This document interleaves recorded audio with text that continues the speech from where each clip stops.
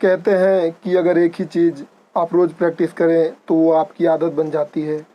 अब अगर उसी आदत को अपनी जीत के लिए इस्तेमाल किया जाए या अपनी जीत के हिसाब से या अपनी मंजिल के हिसाब से अपनी आदतें बनाई जाए तो जीत पक्की हो जाती है।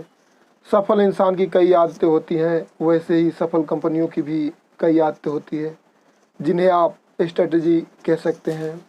ये उनका वर्क कल्चर होता है, लोगों में इच्छा शक्ति की आदत डेवलप करना। मैं कर सकता हूँ ये आदत डेवलप करना। बहुत सारे रिसर्चर्स ने ये कहा है कि पर्सनल जो सक्सेस होती है उसमें आमतौर पर कर गुजरने की जो इच्छा होती है, जितने भी लोग सक्सेसफुल हैं उनमें सबसे विल पावर की जो आदत है वो सबसे ज़्यादा पाई जाती है। यूनिवर्सिटी ऑफ पेंसिल्वेनिया ने एक रिसर्च किया था। क्लास 8 के लगभग 150 बच्चों के साथ आमतौर पर उनमें उनके आईक्यू की जांच की गई थी। इसके अलावा उनके डिसिप्लिन और विल पावर को भी चेक किया गया था। अच्छा पाया यह गया कि जिन बच्चों में विल पावर ज़्यादा थी, इच्छा शक्ति ज़्यादा थी, वो अपनी क्लास में सबसे ज़्यादा मार्क्स लाते थे। वो अपनी क्लास में हमेशा एक्टिव रहते थे। वो हमेशा अपनी क्लास में सवाल पूछते थे, अपने आप को अपडेट रखते थे।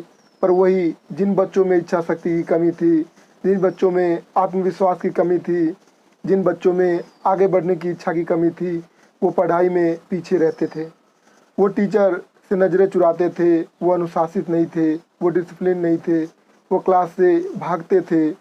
इन्हीं रिसर्चर ने ये पता लगाया कि स्टूडेंट की इच्छा शक्ति को, विल पावर को बढ़ाने के लिए इन्हें उनकी आदत बनाया जाए। यूनिवर्सिटी ऑफ पेंसिल्वेनिया के एक रिसर्च एंडला डोकवर्थ ने कहा, कई बार ऐसा लगता है कि सेल्फ डिसिप्लिन लोग कड़ी मेहनत नहीं करते, पर सच्चाई ये है कि जो मेहनत वो उनकी आदत में शुमार होता है वो उनकी आदत बन चुकी होती है।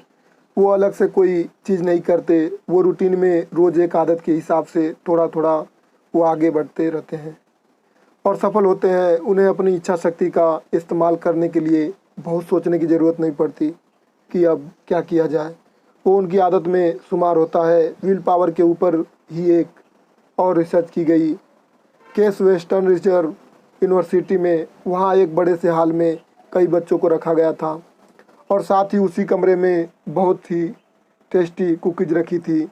जो टीचर थे, वो जो रिसर्चर थे, उन्होंने बच्चों को कहा कि मैं बस आधे घंटे में लौट कर आता हूँ। जिन बच्चों ने वेट किया उन्हें एक के बजाय 2 कुकीज़ मिलेगी। और वो बाहर चले गए। उन बच्चों के ऊपर निगरानी रखी गई थी, देखा जा रहा था छुप कर कि वो क्या कर रहे हैं।